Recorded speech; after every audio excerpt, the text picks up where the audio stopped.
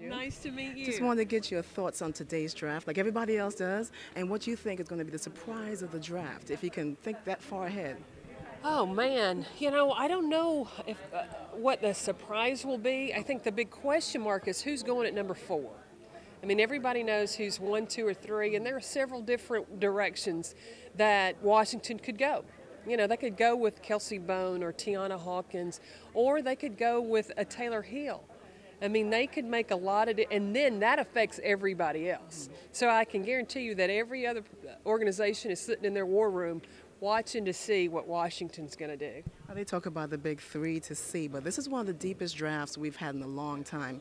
What are some of the players that jump out in your mind when you think about other players besides the top 3? Oh, you've got Tony Young from Oklahoma State that put herself on the map, especially in the NCAA tournament, and Lasia Clarendon from Cal, and how she played and getting her team all the way to a Final Four. We had Kelsey Bone that we talked about from Texas A&M, and she can come out in the draft this year because this is the year of her graduating class after she had transferred from South Carolina. Alex Bentley from Penn State. Lindsey Moore, point guard from Nebraska, that a lot of people compare her to Lindsay Whalen, that plays at Minnesota. So there's a lot of depth, a lot of talent in this draft. I'm going to zone into one team and ask you to assess them for me, the New York Liberty.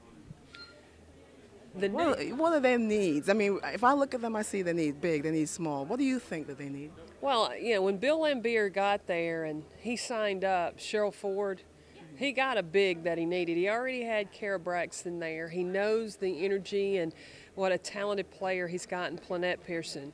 So now, point guard, I think that he can improve at that guard position. He's got leadership in Katie Smith. The thing that I know that they don't need is somebody telling Bill what he needs, because he put it together in Detroit, and I think he'll do the same thing now that he's in New York. Thank you so much. Have a good show.